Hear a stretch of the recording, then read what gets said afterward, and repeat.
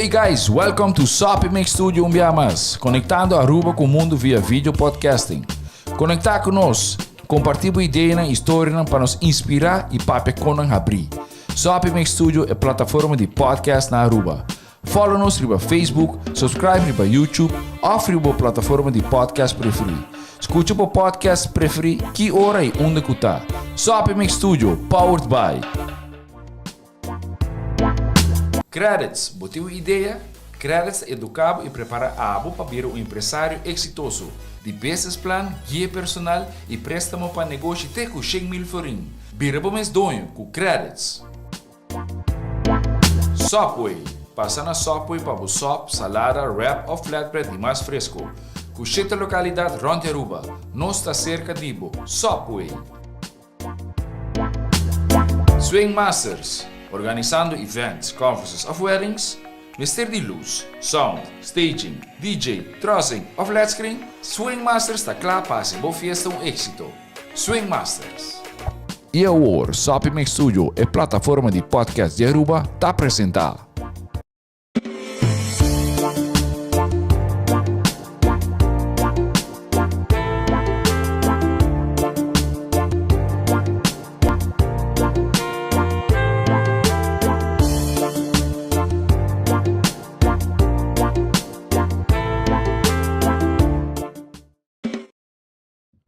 Alright. Bom tarde. Welcome mais na FLORIN Talk. FLORIN Talk, the number one business show arriba Sopi Mix platform.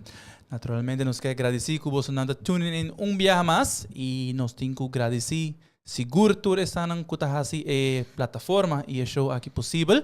Começando com sponsors de Sopi Mix Studio, que está Subway, the best sandwiches on the island. Different combos, you can always try them out. Nós temos que agradecer também SwingMasterz para qualquer evento ou fiesta. Já você na onda tem que acudir. E naturalmente nós temos Qredits também, que é microfinancing para small and medium businesses on the island. Naturalmente, esse show aqui possível.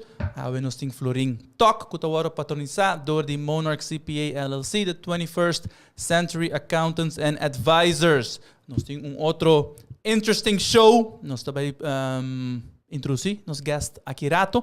Pero prome que sei, lagami introduzir nos co-host de Awe Tardi, que é o senhor Randolph Mark Cruz. Welcome. Bom tarde. Dank voor die mais ding show de Awe Tardi. Awe noite FLORIN Talk. Na cada die subscribers staan, cada die oyentes staan, que tuning in Awe Tardi durante no show.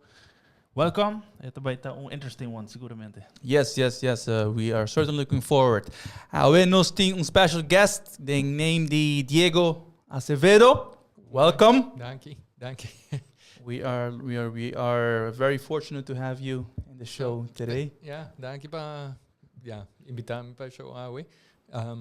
Timbiaha den business mit husa English mas staan tot Right. English probably. We will switch over. Don't worry. We are all good. No, Diego. Yes, today we're going to be talking about sustainability and business. Actually, the theme is the balance between sustainability and business, and we'll talk about the different theories, misconceptions, myths, truths that might be out there, and maybe talk about theories and facts. But before that, in our show, we would like to know our guest a little better. So we would appreciate if you can tell us a little bit about who is Diego Acevedo. Yeah, so I am what am I? I'm a that's a very difficult question. It's a good question. I studied engineering. And I continued in that path through several things. But so I started young. I studied engineering, and then I started working. I graduated early, about 21, 22. And then I started working for what you could call a startup in the machinery business. Okay. International machinery business. So I grew, when I interviewed with them, and a startup in a machinery business is rare. Yeah. So I interviewed with them in a futon in Miami Beach and an apartment. And then that project grew quite a bit. We bought a couple of factories, and then actually ended up living in France, overlooking one of the factories that they that this company had bought. Mm-hmm. And when I was there, went through nice expansion, covered. It was packaging machinery, so flexible packaging. So I used to travel all over the world, visiting our clients, trying to figure out what they needed, how trying to understand their business needs and how we could. That's a little bit more sales, though. Yeah, it was quite a lot of. It was sales and engineering. So this is where I say I don't know where I. Oh, okay, I fit got it. It was sales and engineering, and then from there. At some point in time, because I was working on packaging machinery, and then the sustainability thing is always in the back of my head. Yeah. Interesting. And we were talking with a lot of friends, saying, we're working on making tomorrow's trash. And so, in a sense, it took me to take a hard, deep look into sustainability, into the practices that we were doing as a company, and so on. And then I decided to take a break and go study energy. So I went and did a master's in sustainable energy. That was maybe 12 years ago or so. Okay. And then I finished that. And in the Netherlands? This States? was in Delft. In Delft, okay. Yeah. So I studied in the US, and then from there grew into that, and then worked with this company for about 8 years. And then went to Delft to do a master's, and then it was sustainable energy technologies. Right. So basically energy. But my goal while studying was trying to figure out solutions for our island. Right. And so from there, before graduating, I met a really nice group of people that were working on interesting solutions, and then we formed a company called Blue Rise, working on developing ocean thermal energy solutions. And so I was part of this startup ecosystem, as they call it, in Delft. Worked trying to get our solutions out there for about 10 years until our company was acquired. Not in the greatest of circumstances, I must be honest, but so at least the idea continues. And then from there, I came. So I had already come back to Aruba during that point of time, and then now I'm actually working at the university doing a PhD, trying to find again an interesting, economically valuable solution for Aruba using some of our waste byproducts. Yeah.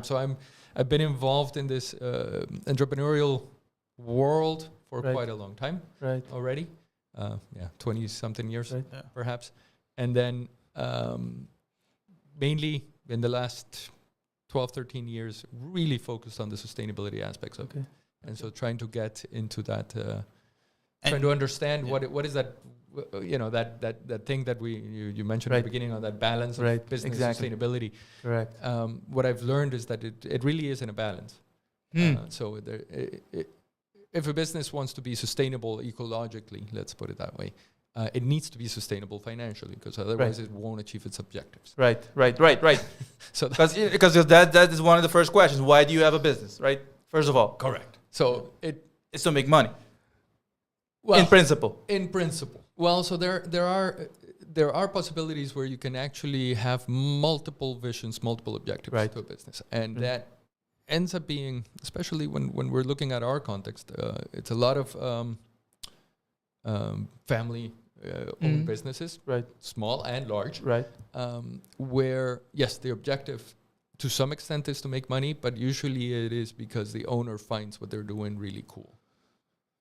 And at the same time, if they can make money doing it, it's reinforcing it. Let me rephrase it a little bit. A lot of large companies internationally that are non-public, public. Exactly. So those are trying to get as much value as they can from companies. Correct, and that ends up being one of the biggest issues, between the public and the private enterprises.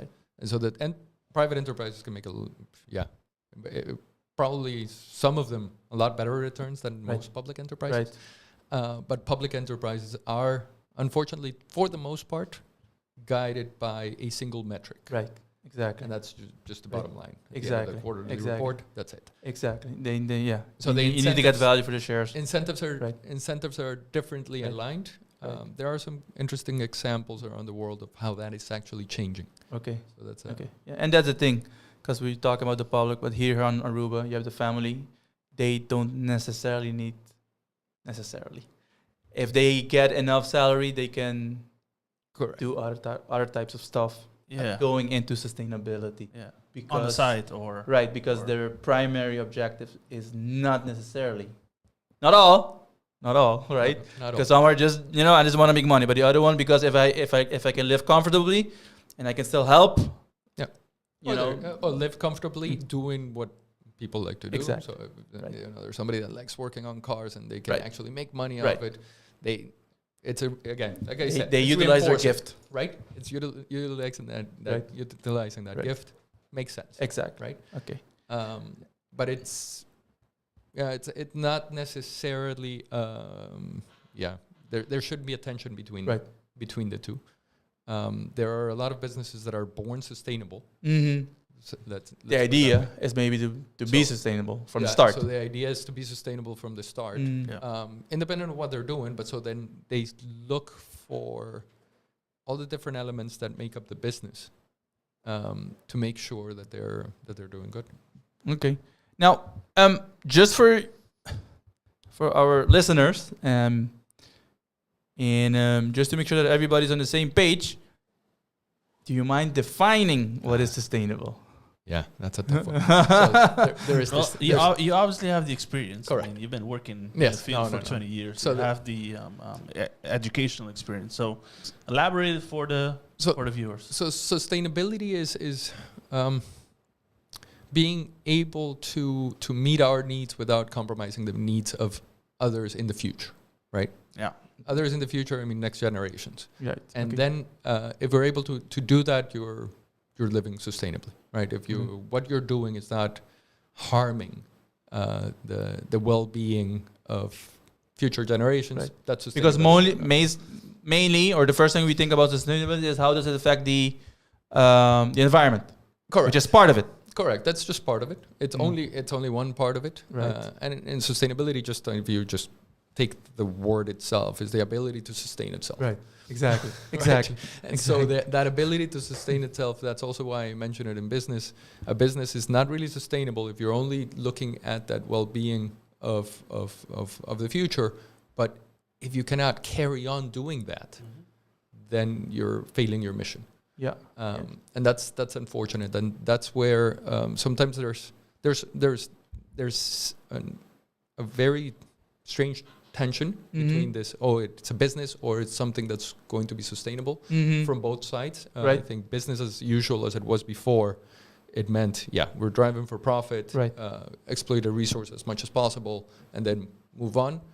That doesn't have to be the case. Right.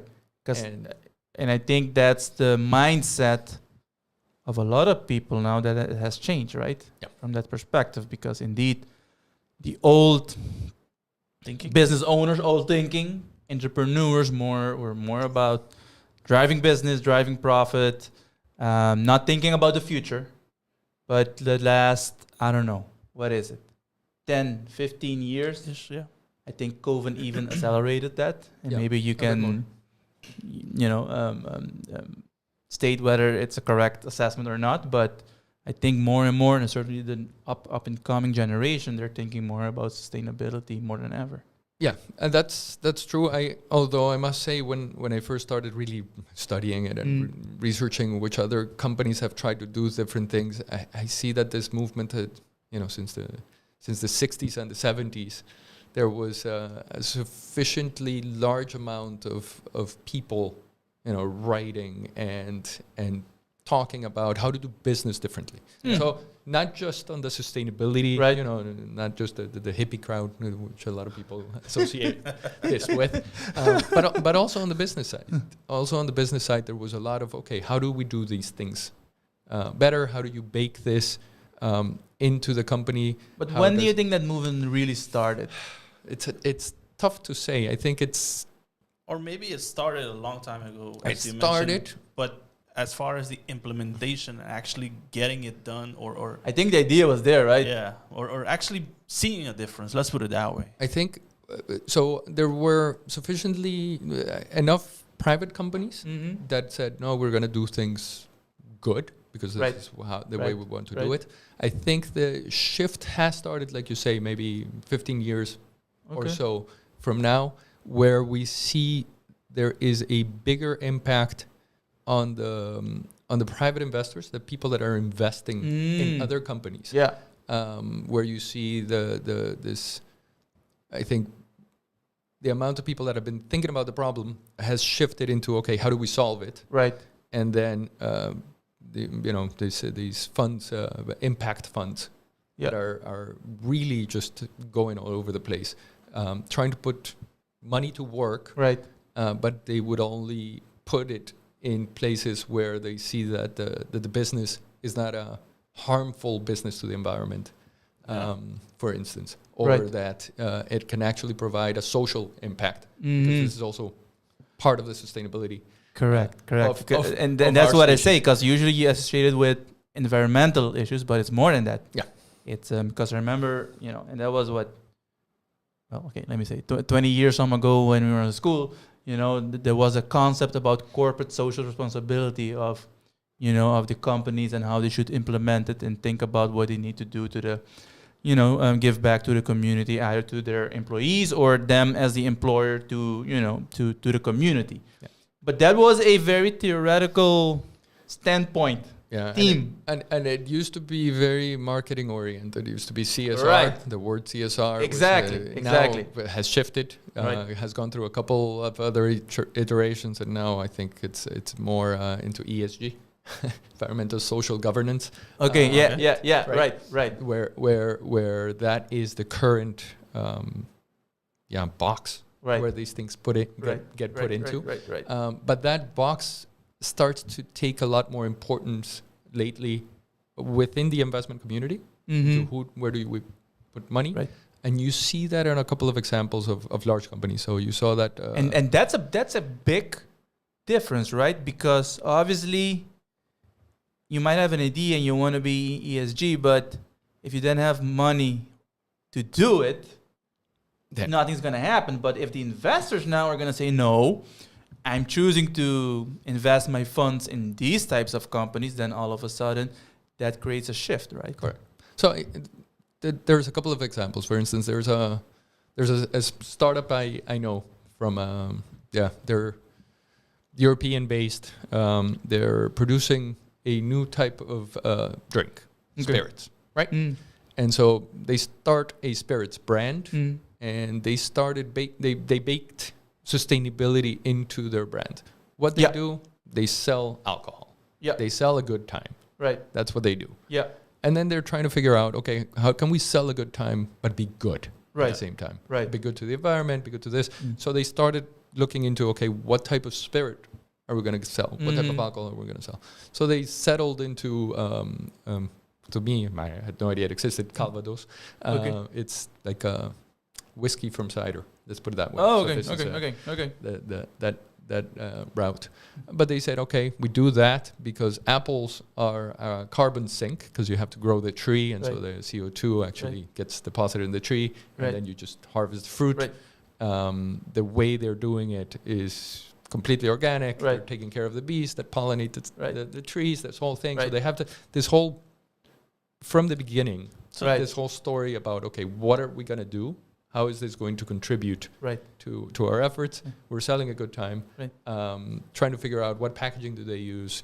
Which is also going to be the lightest type of bottle. How do they transport all of this? So looking at it through the whole spectrum. Right. And then from there, you say, okay, can you sell it for a good price? Usually alcohol, you can.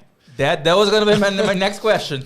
So usually on alcohol, you have these type of good margins that you can play around with, and you have to have very good marketing. You have to have that appeal, right?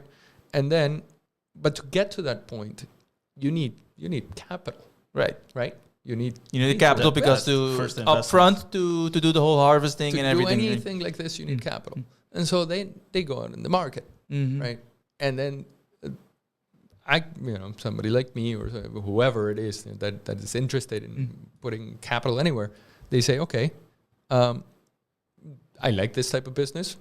Spirits industry keeps growing, and they can show you all the graphs. And then they say, okay, then there's this interesting solution out here, or there is another whiskey brand over here with all the implications of that environmentally. And then when you see it, you say, well, maybe I can put my money to work over here, and I know that with with sufficient impulse, Right. Yeah. this could be something. Right.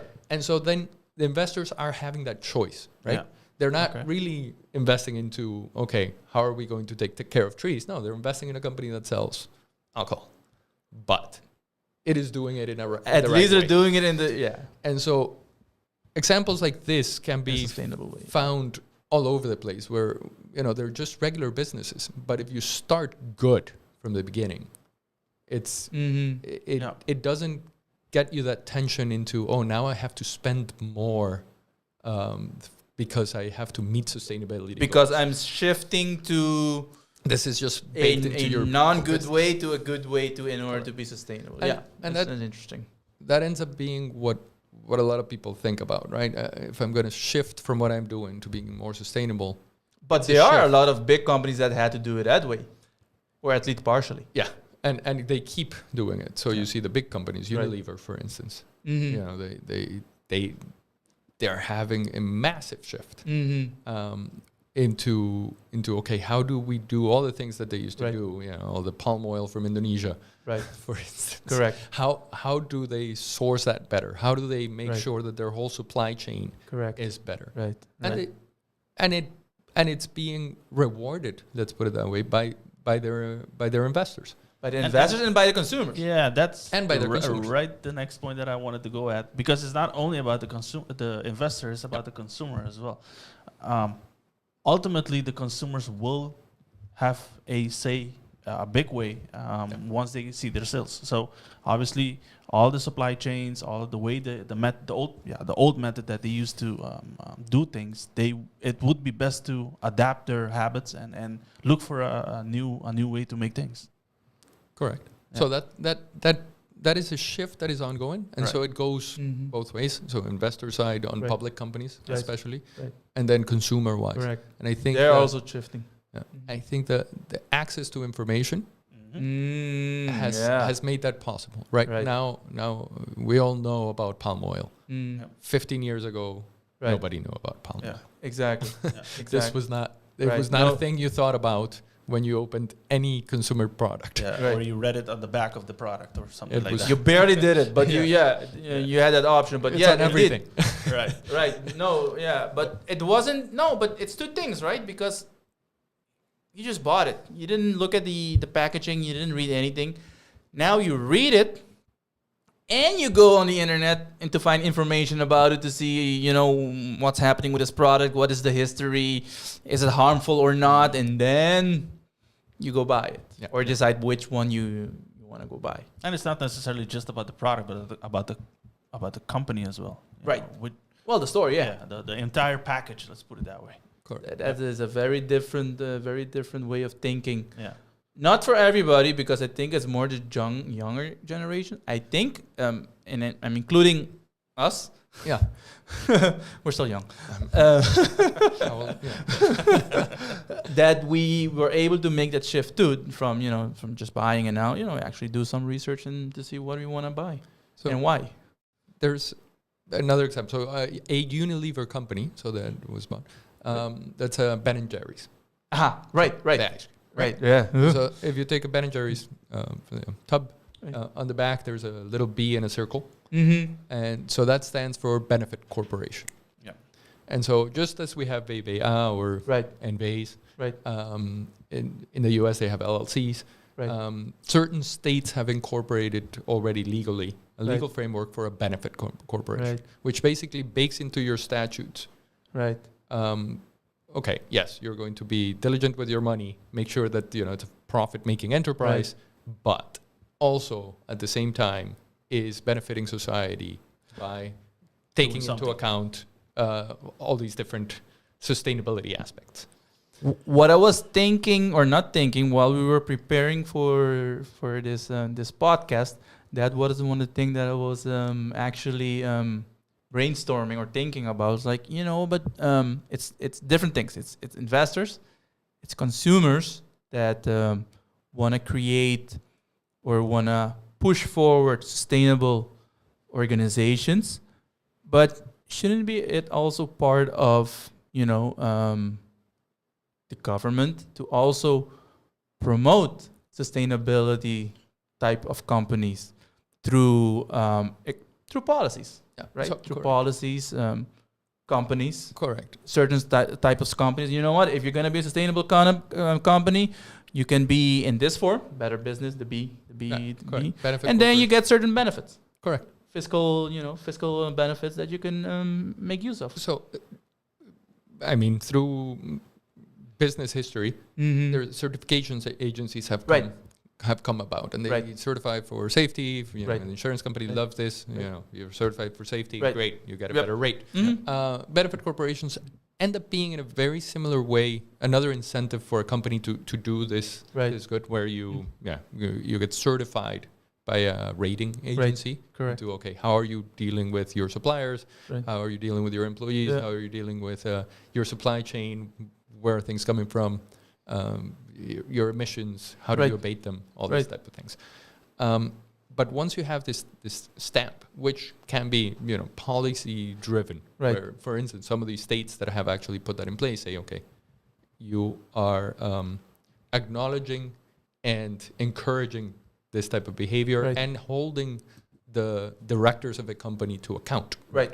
Okay. And so once you get to that point, a company like Ben & Jerry's or in the Netherlands, Tony Chocolonely, also B Corporation, they talk to each other because now they're in the same little circle. Exactly. Right? Yeah. Then they say, well, or they get another B Corporation. That's the one that's a dairy farmer that Right. decided to be a B Corporation. So that one will look at this one first. And it when also they're doing creates ranking. opportunities. So it creates opportunities for doing more business Right. with each other Right. and enhancing that Right. that ecosystem. So that is something that I would like to see more of on this side of the world. I'd say. So in Right. Aruba, we right now we don't really have a good way of knowing how companies are behaving Right. Right. beyond what they're Right. telling us, and unfortunately, past has dictated that we don't really trust Right. too much what Okay. somebody Right. just tells us. Yeah, I've been doing Right. good, but you don't. Right. Right. Right. And right. from You can't your verify. from your experience, and you mentioned the example of Unilever, is it similar, or is the rest of Europe heading in the same way, or are they up maybe even ahead of the Netherlands, for example, in this case, or as far as you are aware of? Yeah, the Germans are moving quickly. Yeah. The Danish also. So it is, let's say Yeah. Northern Europe for sure. There's a big movement, but overall, so this B Corporation movement has expanded through Europe like wildfire. Yeah. To be honest, so at the small scale and at the big scale, so that when I talked about a company like Ben & Jerry's or Patagonia, for instance, these are very large companies, but also at the very much smaller scale, Okay. where they can also reach their certification. There was other example was Puma, that is also one of those examples where they one day decided, okay, this is how we want to operate, Yeah. and then they identified one of the issues that they had was these quarterly reports that you have to give to your investors, right? Right. When you're a public company. Right. There's only one metric you can look at. Right. Right? There's only the bottom line. Right. So they decided to incorporate this triple bottom line approach, which is a people, planet, profit Right. approach. And so basically on all the reports, it says, okay, this is what we're doing on the social side. Right. This is what we're doing on the planet side, so Right. the environment. This is how we're doing on the profit side. Right. And that gives a much better view to the investor into, okay, this is how my money Right. is being invested. Right. So right. yes, it's growing, but at the same time, I am able to visualize how else my money is being put to work. Right. At the And end of the still- day, it's a balance thing. It's so where they're heading at is just not about the money in this case. But still creating value for the shareholder. Value, Right. correct. So the value has to be there, Right. and so It's not in the profit and loss, but it's in other areas now. correct. And so the value ends up being, the specific investors would decide, I want to put more value or more weight on this metric than on just the sheer profit that it's making. As long as it's making profit, because you also Well, yeah, and in the end, investor, that is stable. if they see that, you know what, you have profit, I'm I'm doing all these efforts in my people and in the social perspective. All of a sudden, more people would also want to invest that, and that obviously drives, the price of the shares, which is ultimately what the investor would like to have anyways. Correct. Yeah. And so, But it depends how you sell it. So that's quite quite interesting. it seems to keep progressing Right. globally. Nike, I believe too. They also they incorporated a specific line that is. They try for that line specifically to be completely sustainable, and it appears that they have higher margins on those products. Because of the way how they sell it. Yeah. Right. Obviously, they haven't gone through the whole company to be completely sustainable, but at least they drive that specific product line, in order to further promote sustainability.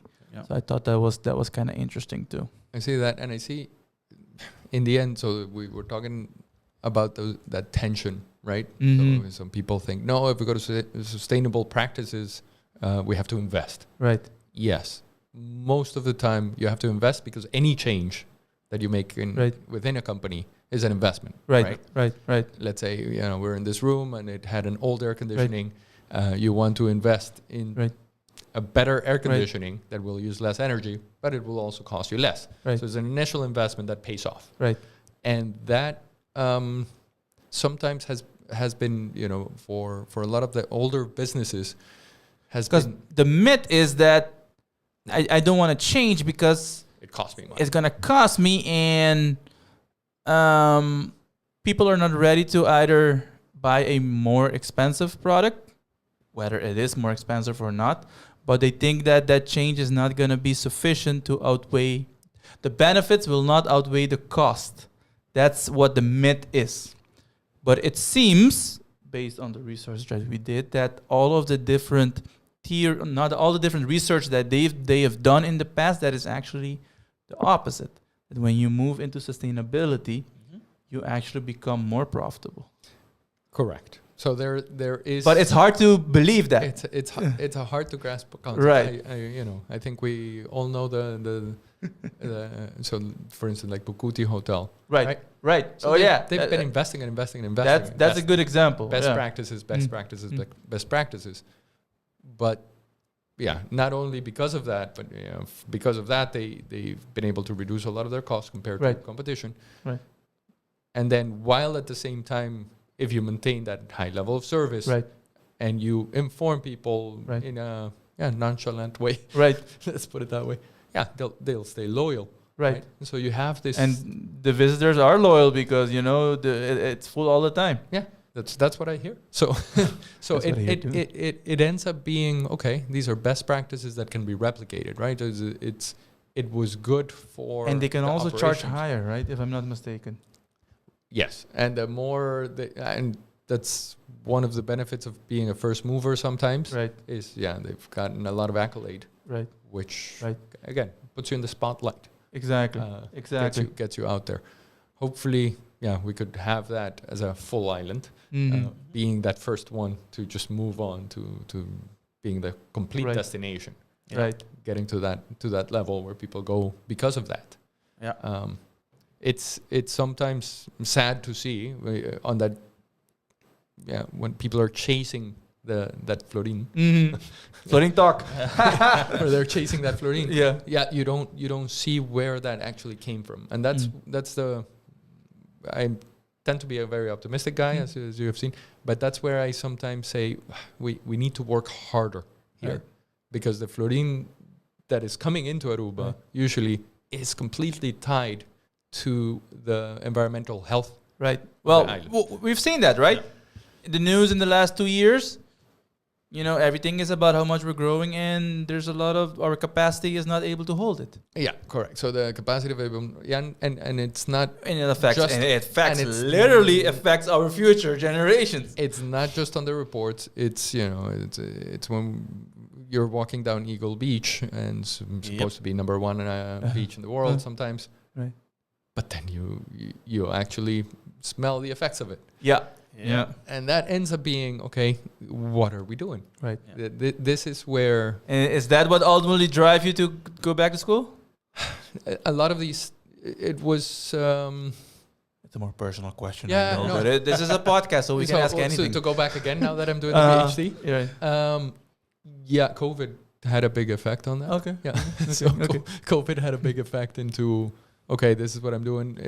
At the same time, it coincided about a year before the Blue Rise was acquired. Right. I continued working under the Allseas company, but it was too big already for me, that company. I wasn't feeling great there. Main line of business is oil and gas. The company that acquired us. Yeah. Okay. And I saw where things were heading. Mm-hmm. So Then I took another step to try to figure out, more solutions and what else can we do, take more chances, because I think that's important. And you think it's possible? You think that there's a lot of this things? Is my problem. I'm a little bit too optimistic sometimes. Huh? No, I think it is possible. No, but it's fine. I think for sure it's not only possible; it's necessary. And you see right. And you see examples around the world of how we used to have acid rain in Europe, and that doesn't exist anymore, right? Mm-hmm. And I think none of the rivers in Europe were swimmable. Mm-hmm. let alone walkable next to them. They were all completely polluted. Right, right. But just because of that, basically, people realize, we can't live like this. We're going to live in a city and we have this river going through it. But have we ever, Aruba, as local people here in Aruba, or the people that live here in Aruba, realize that we are at that point? I know a lot of people have enough people realize that. And we're a small island, again, you want to get there, and Aruba being a small island, it shouldn't take as long. I mean, you gotta have most or everybody involved, but funds and the mindset. I think it's mindset. I think it's more the mindset. Yeah. It's I don't completely believe it is about the funds. Okay. It's about the priorities that we as a society place in different things. Absolutely. And the priority as a society is not there yet. Right. I do see a couple of different companies in Aruba that just take their own steps. Mm-hmm. They say, they're citizens also. Huh? We all live here. Mm-hmm. Yeah. And so it's being done at a micro level, unfortunately. Yeah. But it's not being. But start somewhere. Yeah, gotta start somewhere. You gotta start. It's starting somewhere. Mm-hmm. Hopefully, it becomes more structural, and it becomes. Hopefully, it becomes part of the culture. Right. Yeah. I guess 30 years ago, 40 years ago, when tourism was really moving, there was this complete cultural shift towards taking care of the tourist. Right. Because we realized, that's going to be the bread and butter. That's going to be the bread and butter. Mm-hmm. And if you ask anybody that's was born in that age now, everybody has that in their core. Right. Doesn't matter if their family worked on tourism or not. Right. Everybody knows. Okay, this is who we got to take care of. This is how the island grows. Right. And we need to keep that, because I think we're losing a little bit. I think we still have it for majority. I agree. For majority part, we still have it because it's been innate. In us for a good generation. It was one generation that shifted fully. Right. And maybe now it's time for this generation to, take care of the island. I unfortunately it falls under somebody else has to take care of it and shouldn't have gotten to that point. But True. True, but we're optimistic, so we're gonna we're gonna pick it up. So there's enough people. I do see there's enough people that are beyond worried, right? So everybody's worried, right? But when you decide to take a little action within your own businesses, then you say, okay, we're moving forward, right? Because that needs to go from there. And in our case, right? I'm talking about Monarch, right? So we're not going to change the world, But we do to try. We do try to do small stuff. Try to be as environmentally clean as possible under the circumstance that we can. Right? We try to go paperless. We try to utilize anything that is energy related to save as much as we can. Natural lighting. I don't know. It's the small stuff. Actually. Small stuff. And It can be better, but works. at least it's something. And it works. So that those steps. Once I think the whole start of it is awareness. Once you know where the things that you're using, or the things that you're producing, or the things that you're buying, selling, where they're coming from. When you really understand that, right, then you say, oh, maybe this could be a little different, Yeah. or maybe we could shift. But the awareness part is key. And I think in understanding those consequences. Yeah, and to go back into the example that Qredits was bringing forward, it's a vision as well. So it's not just that we're thinking it and doing it for now. It's a vision that Monarch has long term as well. Yeah. And the sustainability part is part of the future. It's part of what the company wants to be involved with as well, heading forward. Now the next question, because we're talking about obviously the investor part, the consumers. I think you briefly touched a little bit on it. How should we link sustainability to the companies and their employees, and what they do and what they give back to the community? What is trending out there?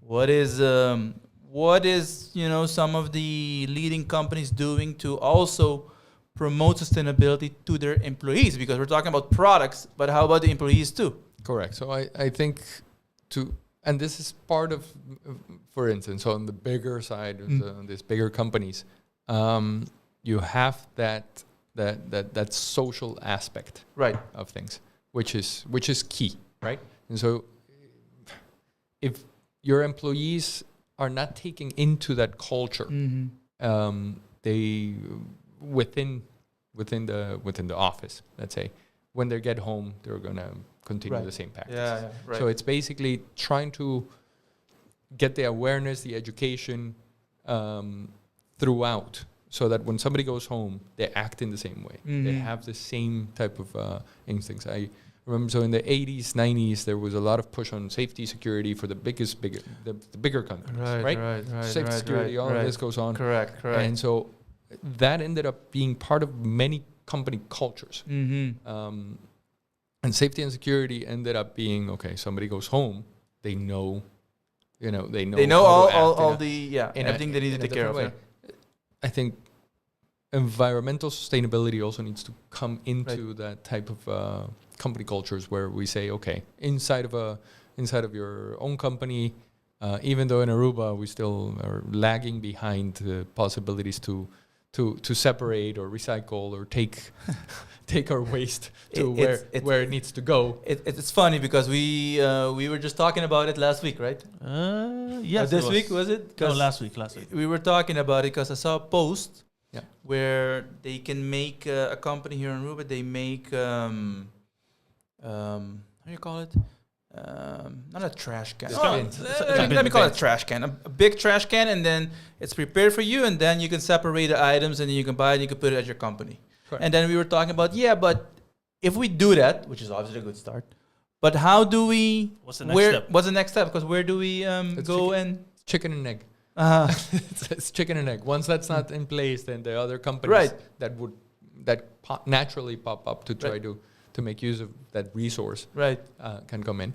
But when you start this type of sustainability initiatives within a company, the employees take it in, right? And it all depends on how it is put in and how it's presented. Yeah. Where people start looking at waste, for instance, in this case, differently.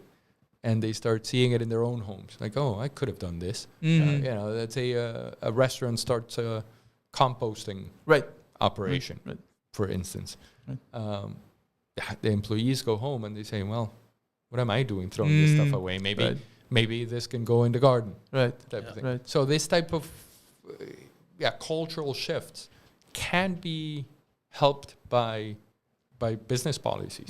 Right. But making sure that gets implemented. Of course, in terms of dealing with people that are working with you, you want to make sure that everybody's in a good place. Right. That's important. No, yeah. Because that was going to be the next question. Because what do you think about, in terms of sustainability for employees, what is a big theme today is your work-life balance. Life work. Remote. Life work. Life work balance. Yeah, life work. Life work. See. I always had but that's a very personal thing because I never saw. I'm lucky. I'm gonna say again. So I'm very lucky, where I had the opportunity to not have to choose, but just work on stuff that makes me happy. Yeah, and You're then lucky, you don't think about it that much. But I'm very lucky. I know that that's not the case for everybody. But that's one, work-life balance, remote work, working from home. And I was just thinking maybe also, promote healthy habits. Yeah. As part of your company, as your employer, either, you give, you make sure that once a month you prepare workshops for your employees that talk about healthy habits, or you make sure that you incorporate that you pay the gym for them if they attend, that kind of stuff. That's also part of sustainability that a company may, right? For sure. So one of the biggest issues in the sustainability world that I see, especially coming back from my packaging industry experience. I remember, I used to sell machines to Pepsi in India, for instance, in Egypt, in Lebanon, in Morocco, all these, off the beaten path type of places. Right. Okay. And then you would see, when somebody is choosing what they can choose, if they're struggling, they don't really have a choice, right? It's not, I buy my 20-cent Coca-Cola or something like that because it can be really cheap sometimes. Or I buy something else, fresh juice. Right. It's going to be more expensive. No, you choose what you just can, and you don't have time to think of where am I going to put this bottle, where am I going to do all of these things, right? So you have to make sure that that base of your society is healthy enough, Right. To be able to think beyond that just survivability aspect, right? And based on your experience, your feeling, even your study or your research, do you feel that on the island currently?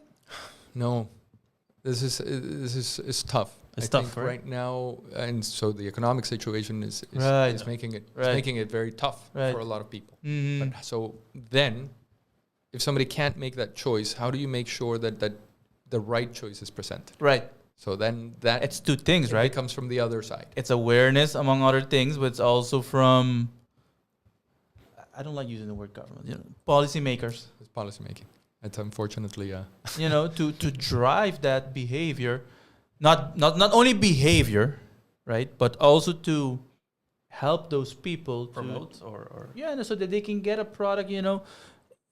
Sometimes I go, the water is more expensive than the soft drink. it's getting the right incentives in place. But change it around, then, right? Yeah, that's one of the key issues is making sure that the right incentive is in place. And then the right incentive for the consumer and the right incentive for the company. Right. Exactly. So the company that's actually producing this, to make sure that their incentive is to make the right choice. And then that you come into a lot of policy making. I think on the islands it becomes a little bit more difficult to only guide it on peer pressure. So you see that a lot more in the European companies. Peer pressure is driving a lot of the sustainability efforts. Okay. So one printing company decides to do things different, Right. and then they, the Unilever says, oh, now we're going to buy from you because you have a better environmental sustainability process. So the other company says, wow, now I have to do this. Right. Right. Here, that's different. Right. Our competition is much more limited. Right. Correct. And so then we're competing from the stuff that's coming from outside. Which makes a little bit more difficult. Makes it more difficult. Correct. And that's where if you set the right incentives, you can make different moves. Right. Incentives and awareness. Yeah.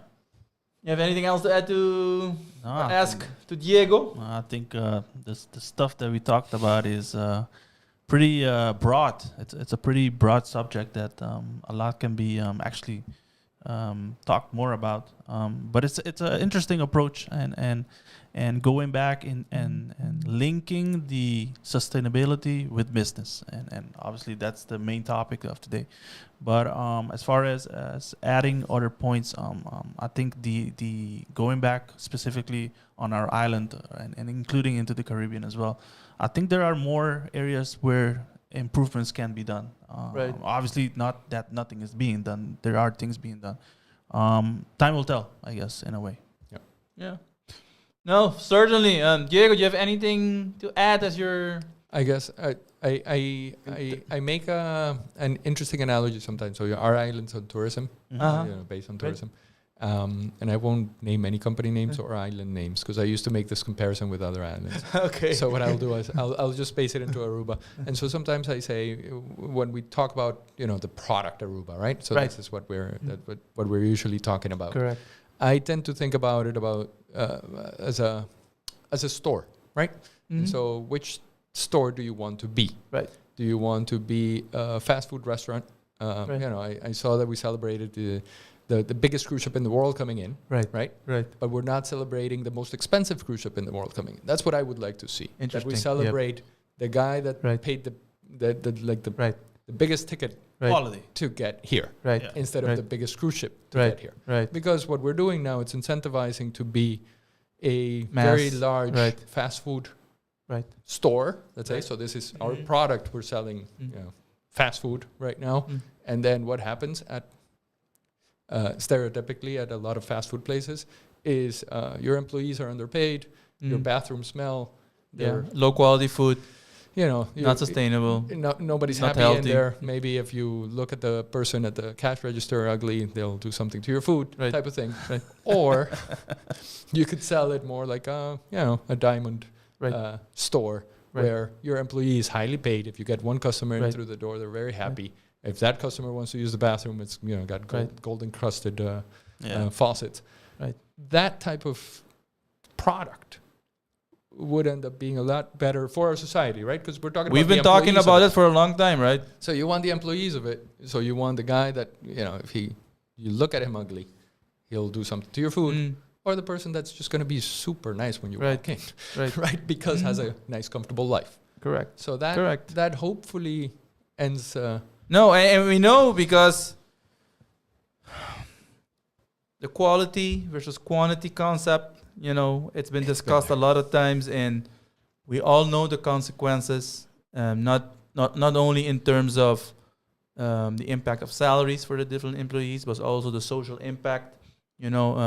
Additional burden that we have on the island in terms of people, infrastructure, resources, and that's also sustainability. Yeah, it's also sustainability because we want to take care of the generation that comes next and the next.